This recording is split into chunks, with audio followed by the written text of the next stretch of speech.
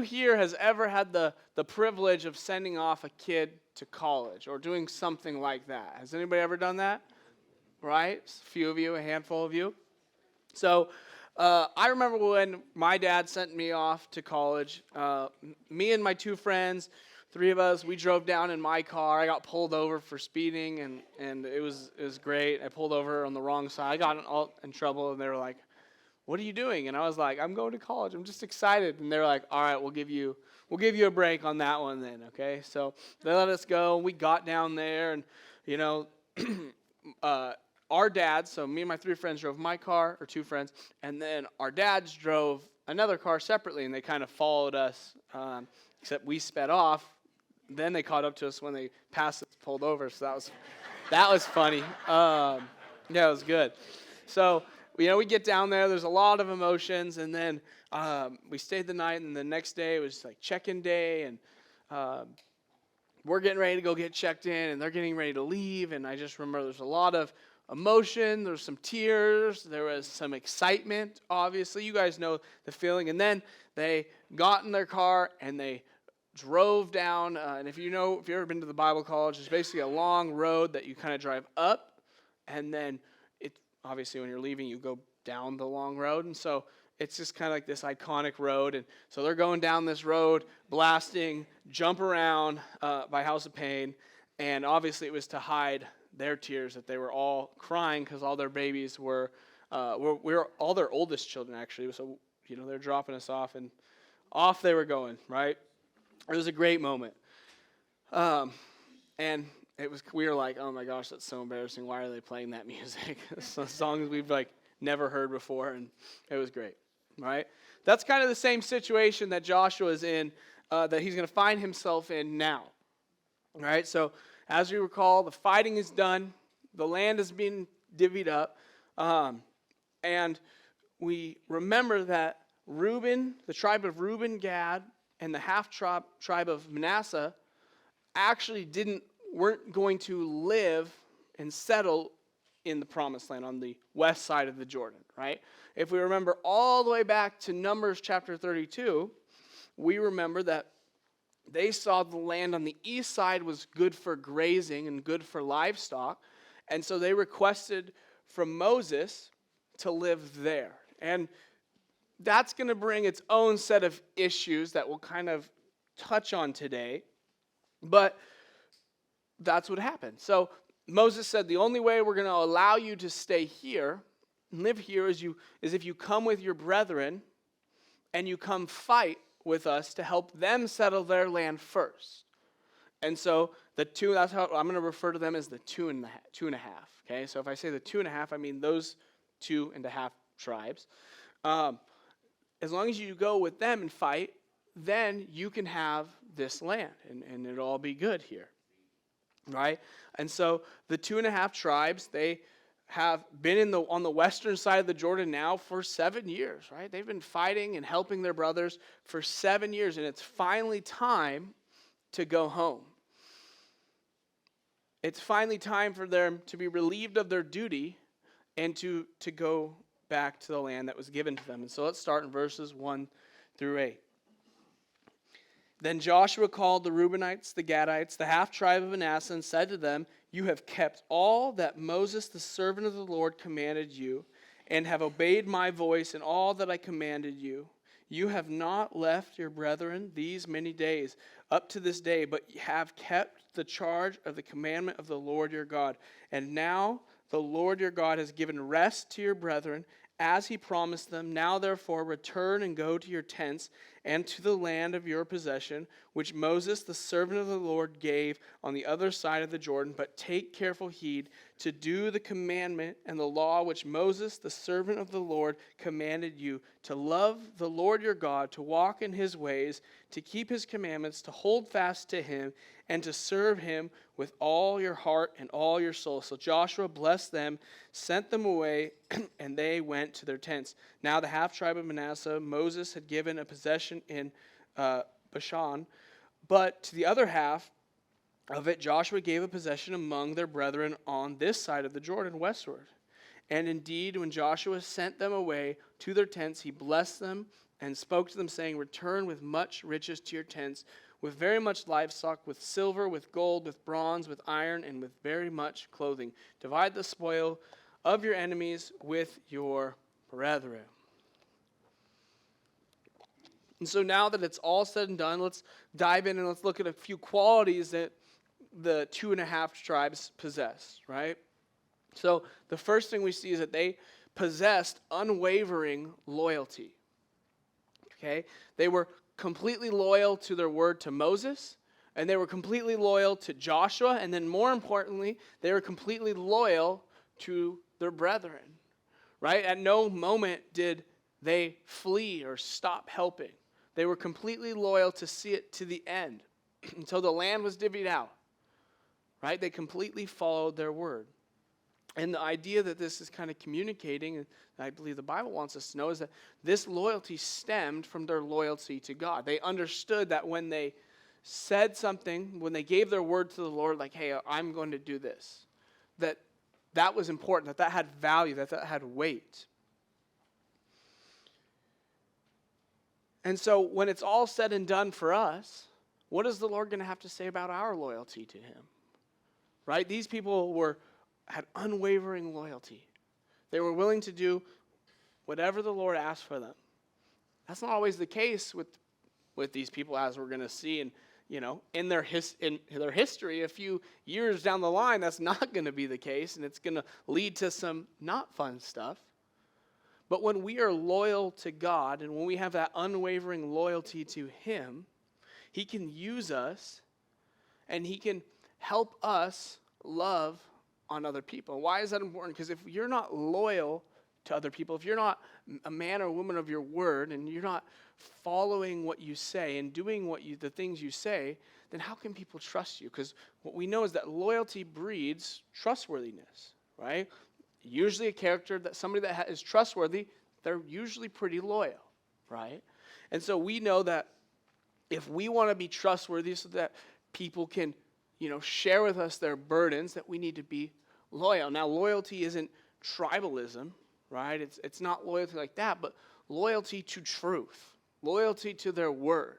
That's kind of the loyalty we're speaking of. Not loyalty to a specific side, right? But loyalty enough to be able to go to someone and say, hey, man, we have a good enough relationship that you're in the wrong right now. Right? That's why it's important for us to have this kind of loyal characteristic. Is because if we don't, then we don't really have the ability to go bring up issues with our brothers. And that's something that we're going to see in this chapter here. So we need to have that loyalty so that we can breed trustworthiness within the church so that we can help one another, so that we can lift one another up. The second thing he gives them is a warning, right? He leaves them with a warning. Hey, before you go, remember to love the Lord with all your heart, to walk in his ways, to keep his commandments, to hold fast to him, and to serve him. And really all you need to know and understand here is the order that this is given. What's the first thing? To love the Lord your God with all your heart.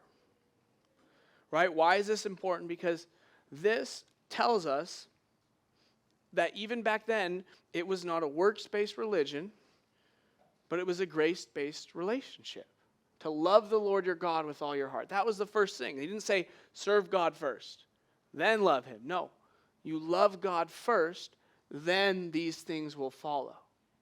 Then you will start to serve him and love him and do his commandments.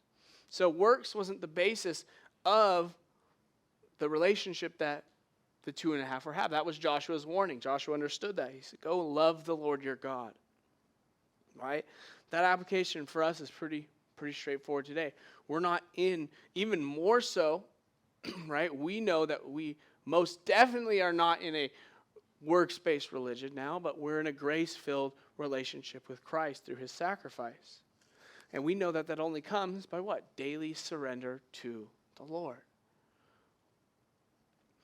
The third thing we see here is that Joshua gave them a blessing, right? It seems like he gives them a spiritual blessing, but he also gives them a monetary blessing, right? He gives them a portion of the spoils of war, right? That's what they were rewarded with here.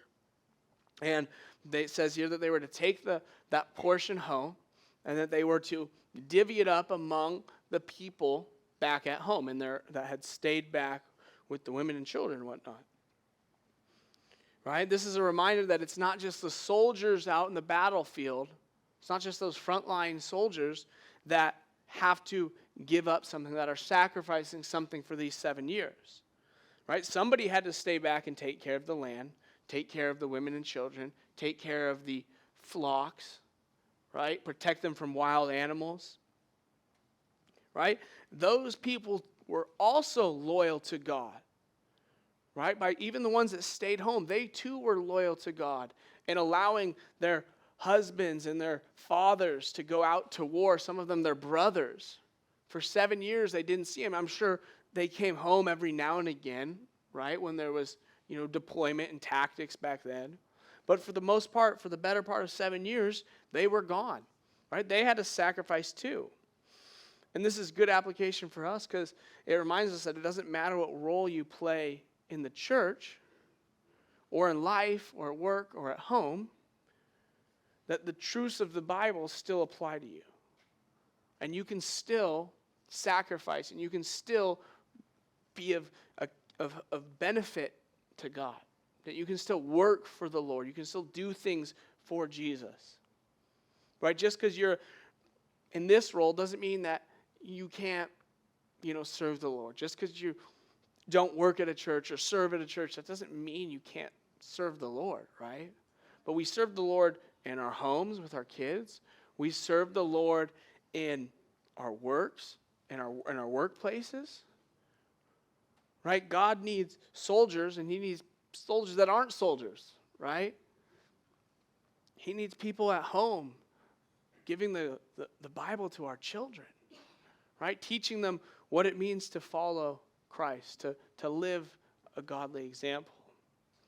So just because you're in one role doesn't mean that you have less value than somebody who's in a pastoral role or somebody who's an elder at the church.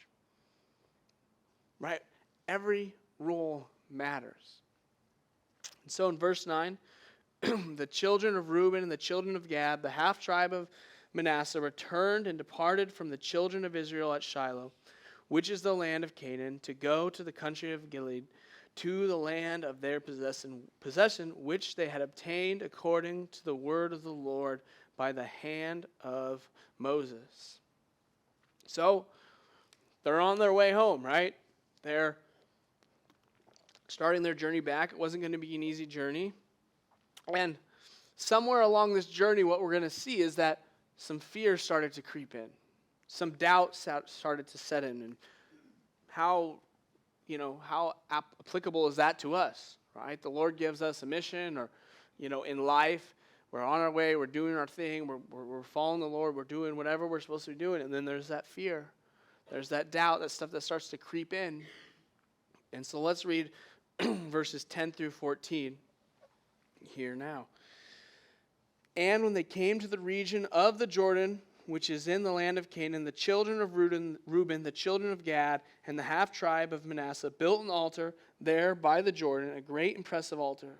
Now the children of Israel heard someone say, remember that, they heard someone say, behold, the children of Reuben, the children of Gad, and the half tribe of Manasseh have built an altar on the frontier of the land of Canaan, in the region of the Jordan, on the children of Israel's side. And when the children of Israel heard it, the whole congregation of the children of Israel gathered together at Shiloh to go to war against them. And then the children of Israel sent Phinehas, the son of Eleazar, the priest of the children of Reuben, to the children of Gad and the half-tribe of Manasseh into the land of Gilead, and with him 10 rulers, one ruler each from the chief house of every tribe of Israel, and each one was the head of the house of his father among the divisions of Israel. So, what we're going to see here is a lot of good intentions, but bad execution, right? What's going on? Because again, this is a very bizarre chapter, because it's like we're talking about one thing and the settling of the land, and then the next 2 chapters are Joshua's last, it's a good thing, and then boom, this one right here in the middle. And so what's happening, right? The 2.5, they're on their way home. They get to a certain part, and like I said, that fear and that doubt starts to creep in, and so they say, let's set up this altar in the land right here. We're going to build this altar, and they had a purpose for it. But what happens is that the children of Israel, or the other 9.5 tribes, they hear of what the 2.5 have done, and they about lose their mind, right? They're like, all right, let's go kill them, and let's go attack them, right? They were ready to wipe them off the face of the planet, okay? There's a reason for that. So context, right, says that multiple times when Israel had gotten itself into trouble, it was because one person or one group of people rebelled against the Lord, and it caused plagues and death, and it's just a big mess. So the children of Israel are like, let's go cut off the bad branches and save the rest of us. Okay? Good intentions, right? We would call that zeal for the Lord, right? It is good. Their hearts are good in this matter, right? They are so worried about God's holiness that they're willing to not compromise, and they're willing to remove their own brethren to uphold God's holiness, that which is right? Righteousness. That's what they're doing. They're after righteousness. That's a good thing. That's a good quality. The problem is that they're acting on hearsay, right? They heard that this was happening, and so they sent these people to go deal with them. Okay, let's keep reading and get some more context, right? In 15 through 20. Then they came to the children of Reuben, to the children of Gad, and to the half-tribe of Manasseh, to the land of Gilead, and they spoke with them, saying, Thus says the whole congregation of the Lord, what treachery is this that you have committed against the God of Israel, to turn away this day from following the Lord? It's a pretty big statement. And that you might have built for yourselves an altar, that you might rebel. That you might rebel this day against the Lord. Is the iniquity of Peor not enough for us, from which we are not cleansed to this day? Although there was a plague in the congregation of the Lord, but that you must turn away this day from following the Lord. And it shall be, if you rebel today against the Lord, that tomorrow he will be angry with the whole congregation of Israel. Nevertheless, if the land of your possession is unclean, then cross over to the land, the possession of the Lord, where the Lord's tabernacle stands, and take possession among us. But do not rebel against the Lord, nor rebel against us by building yourselves an altar beside the altar of the Lord our God. Did not Achan the son of Zerah commit a trespass in the accused thing, and the wrath fell on the congregation of Israel, and that man did not perish alone in his iniquity? So when the 2.5 saw Phinehas coming, they probably about wet themselves. Because Phinehas is the guy that Peor, right? There was a bunch of Moabite women that were infecting the camp of the Israelites, right? Specifically, they were sleeping with certain people, and Phinehas went in, and he had one spear and a 2-for-1 special. We'll just put it that way, and I'll leave it there. You guys understand what happened. But he took them both out with one spear, right? No questions asked. And that's what ended up, when that happened, the people of Israel were like, okay, we can't be doing this anymore. They repented. Phinehas is a very zealous person. I literally was reading this. I was like, I like this dude. I was like, you know what? If I have another kid, big if. So don't ask questions. Big if. Probably a no. But if I did, it's hypothetical. I would name him Phinehas if it was not a girl. Just a side note. Because McCameys don't have girls, so I don't know what you want from me. Right? So, what's going on? This is the accusation they bring. It's a pretty harsh accusation. they pretty much just straight up accused them of completely turning to idolatry, turning away from the Lord, setting up another altar. Why is that a big deal? Well, because the Lord had commanded them that there only be one place of worship, that there only be one altar. Okay? So they see this, and it's red flags, right? Again, a good heart, bad execution. Because they come in there, literally guns a-blazing. They're like, who's the meanest one here? Oh, Phineas? Go get him, Phineas, right? Like, guns a-blazing. Like, yeah. So, and then we remember Achan, right? He screwed it up for everybody, right? So they're worried, right? They have a good reason to be worried. They're like, man, if you guys are doing this, and, you know, the Lord is going to punish everybody. Like, we're one tribe. We're in this together. And it's just a reminder that, unfortunately, our sin doesn't just affect us, right? We like to think it does. The enemy wants you to think like, oh, if you do that thing, it'll only affect you. But the problem is that's just not true. Because we live with other people, right? And if you're married, then you know that what you do affects the other person. If you're a slob and you don't clean up, then your partner has to live in this dirtiness, or they have to clean it up. And then they get mad because they have to clean up your mess, and it's just this whole thing, right? And so as you mature in marriage and whatnot, you kind of learn to like, oh, maybe I shouldn't be a slob. I should clean up after myself. And I'm mostly talking to the dudes. I know everyone's not that way, but, you know, some cases are different. But majority of the time, that's how it is, right? I always threw my towel on my bed. I don't know. And it was a big deal, though. It was a big deal. And it was just a habit I had. I'd throw my towel on my foot of my bed, let it dry, pick it up, put it away later. Rachel hated it. She'd get so mad. And, you know, I had to learn that, you know, the way she operates, if the house isn't in order, she can't rest, right? So then I had to learn that, like, even though things don't bother me, like dirty dishes don't bother me. I'm a dude, I don't know. Like the floor being perfectly spotless, it doesn't bother me. You know, I don't want there to be crumbs on the floor. I'm not like crazy and I'm not savage, but like, you know, I'm just not as picky.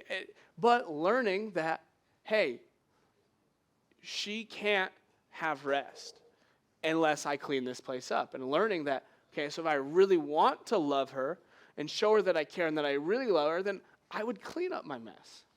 And then, you know, it was a learning thing. It took like 2 years, but I learned it. I learned it. Now I'm yelling at her when she comes home from work. I'm like, you didn't put your bowls in the dishwasher, babe. Come on. You're going to make more work for us later. We gotta put it in. Now she's created a monster. So now I'm like, we need to put all these habits in place so that we never have to do a lot of dishes. And she's like, dude, just stop. And I'm like, fine. You created me. This is your fault. And so they come up here and they bring this accusation to the tribe. And they're like, hey, this is what you're doing. And that's pretty much what happens, right? Based off hearsay, they walk up and say, you're doing this. This is why it's wrong. Big old rebuke. They send the mean guy Phineas. And the children, the 2.5 tribes are like, oh, calm down. Calm down. This is one big miscommunication. So let's see their response about the real reason why they did this in verse 21 through 29. It says here, then the children of Reuben, the children of Gad. Why do they have to say all their names again? Like, they could just make this so much easier for me.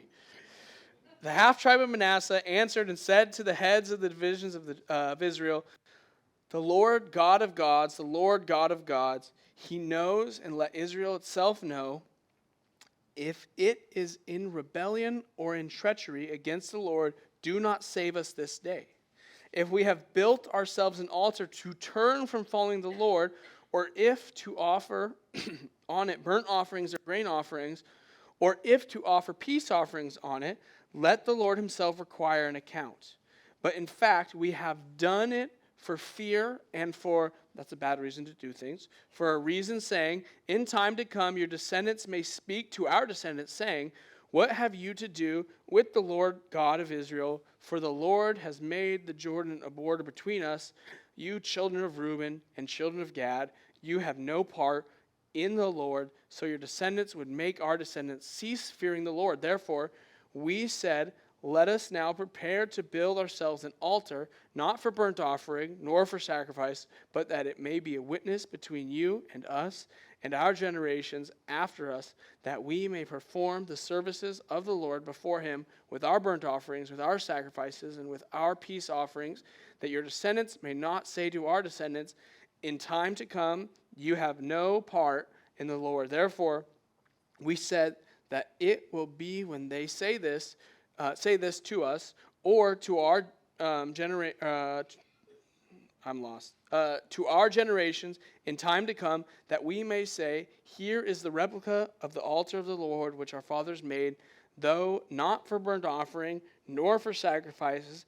It is a witness between you and us. Far be it from us that we should rebel against the Lord and turn from following the Lord this day to build an altar for burnt offering, for grain offerings, for sacrifices besides the altar of the Lord our God, which is before his tabernacle. Yeah. So, what's going on here? All right, this is the real reason why they have why they built this altar, right? Again, good heart, pure intentions, maybe an altar, bad idea, okay? Just a thought. The reason is because they were worried because of the physical barrier between them and the children of Israel, right? The Jordan River is not like a river that you can just cross over. It's like there's two mountains on each side, there's a valley, and it's like you can't even cross during the summer because it's so hot, and then during the winter, it's a mountain, so there's snow, and then the water rises and flows. Like, think about it. God had to stop the river just so they could all cross. Like, it was a big deal. Like, there's a whole chapter about God stopping this river. So, to come, this is a big deal, this geological feature, right? So they were worried that because of that, and after some time, that the children of Israel would be like, you guys, you're not part of us. You're not part of our group, right? I can understand that fear, right? If you're not with somebody, you might fear that, oh man, like maybe you think, oh, what are they saying about me? Or I wonder if they miss me, That's just natural fears that we face as human beings. We can understand their fear. But at the same time, it's like you kind of chose this for yourselves, right? You chose to live over here. Like, we didn't make you do that. And then just kind of the whole way that the irony of the whole thing is they're like, God put this mountain up. It's like, you're blaming God now for putting this mountain up? Like, again, you knew the plan and you chose to stay there. The reality of it is the 2.5 are borderline believers, right? Because they're living on the borderline. It was a good one. It was. Now you got it. It was a good joke. But they're like borderline believers, right? And it's with a borderline believer, it's always somebody else's fault. Like, they're worried that your children are going to be the ones to tell us that we're not. But historically, we actually know that it was the 2.5 that caused all the issues with the rest of the tribe. They were the ones that caused issues with their brothers on the west side, right?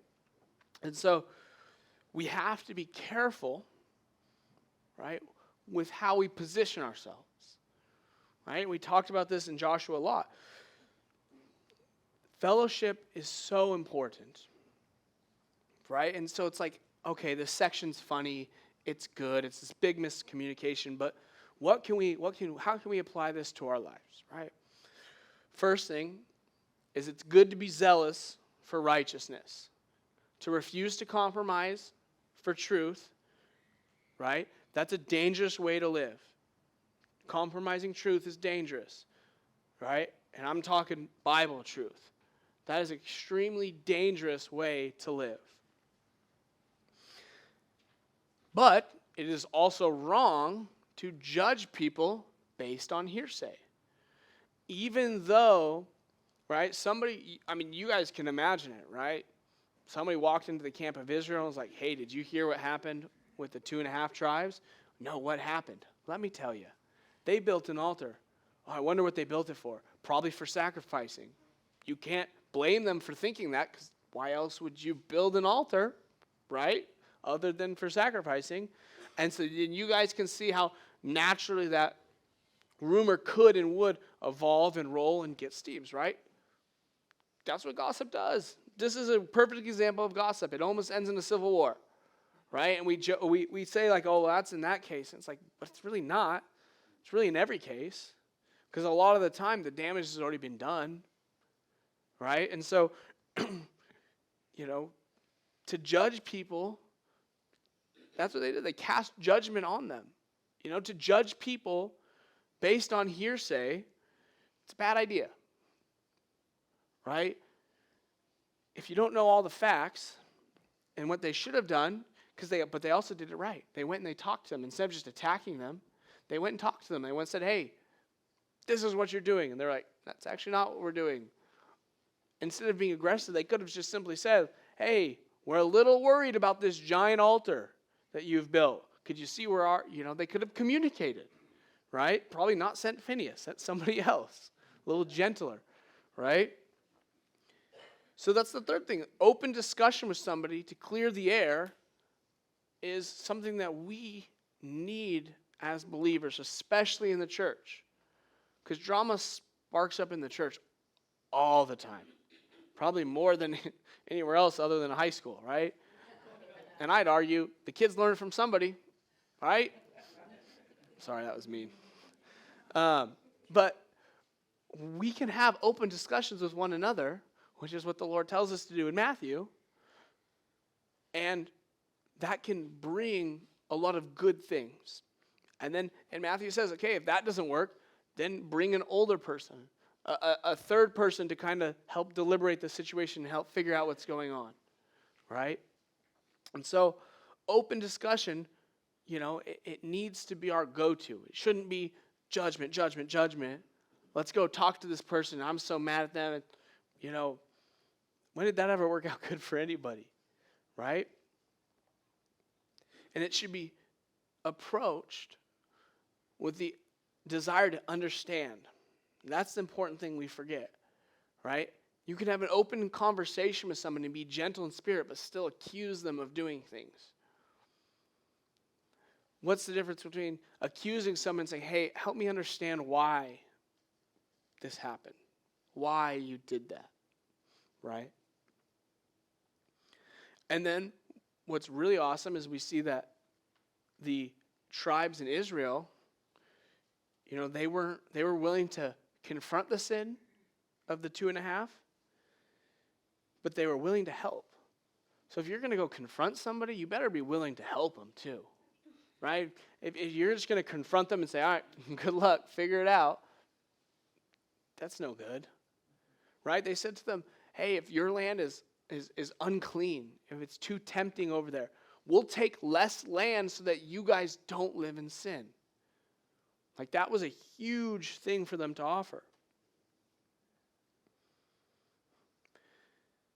And if you're wrongly accused, like they were, the 2.5, how did they answer?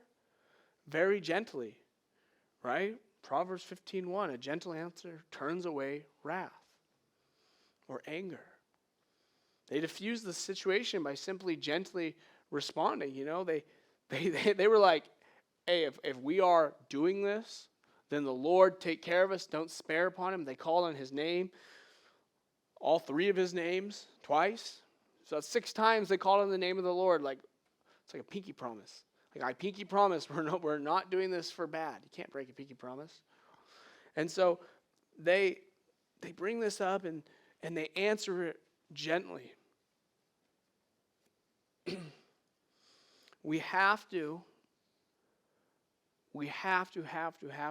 be able to communicate with one another in a way that's positive and that's uplifting.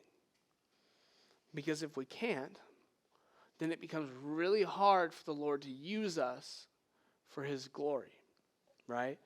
Let's finish this chapter out in 30 through 34. Now when Phinehas the priest and the rulers of the congregation, the heads of the divisions of Israel who were with them, heard the words of the children of Reuben and the children of Gad and the children of Manasseh spoke, it pleased them. Then Phinehas the son of Eleazar, the priest, said to the children of Reuben, the children of Gad, and the children of Manasseh, this day we perceive that the Lord is among us, because you have not committed this treachery against the Lord. Now you have delivered the children of Israel out of the hand of the Lord. And Phinehas, the son of Eleazar, the priest, and the rulers returned from the children of Reuben and the children of Gad, from the land of Gilead to the land of Canaan, to the children of Israel, and brought back word to them. So the thing pleased the children of Israel, and the children of Israel blessed God. They spoke no more of going against them in battle to destroy the land where the children of Reuben and Gad dwelt. The children of Reuben and the children of Gad called the altar witness, for it was a witness between us that the Lord is God. Longest 4 verses of my life. So, pretty straightforward what happens here, right? They return, they go home, they tell the rest of the congregation, hey, it's all good. It's just like a memorial stone. Very similar. You know, and although this is a really good thing that they talked it out, they avoided the compromise, or they avoided the conflict, right? And they had peace with each other, right? It's like we look at that like, oh, that's at face value, that's really good. But the problem is that this compromise would eventually lead to a lot of bitterness and hatred between the two, right? And over time, the tribes would be full of disunity, right? And it wouldn't take much. What we need to understand is that the Lord, it wasn't political unity, it wasn't personal like friendships, it wasn't anything else that God desired to keep his tribes united. The one thing that was supposed to keep his tribes united was the worship, the singular place of worship, where they would all go. And the reality of it is that these 2.5 tribes would have been required to 2 times a year go and worship at the place of in Israel, at the temple. They would have been required by law to do that.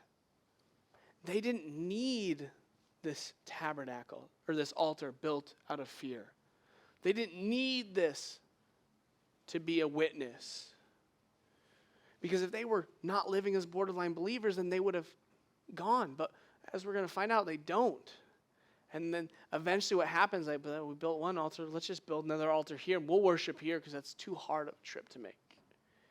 And then other people in the tribe, and all these independent altars start popping up. And we get a period of the Judges where it's just really dark and really bad. Because God's people aren't having fellowship with one another. They're not having it in one place.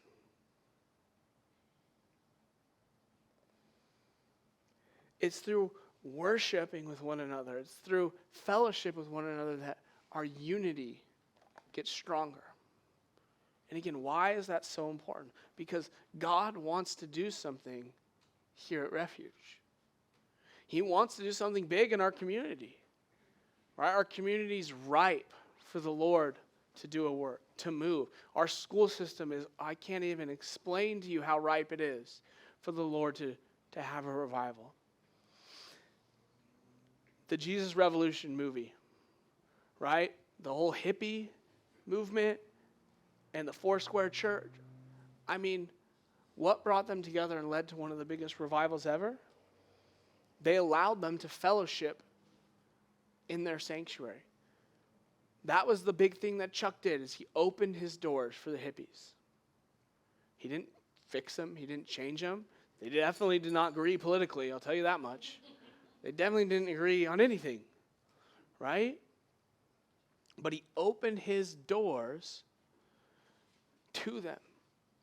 And that led to one of the greatest revivals we ever saw. You know, and I don't know if the Lord wants to do something like that again. I hope so. That'd be cool, wouldn't it? Right? But I'm not a prophet. Like, I'm not about to say something like that because I don't want to get in trouble with the Lord.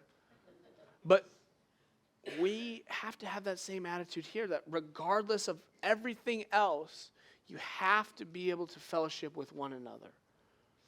You know, it's like, I don't really agree with you on this or that or on everything.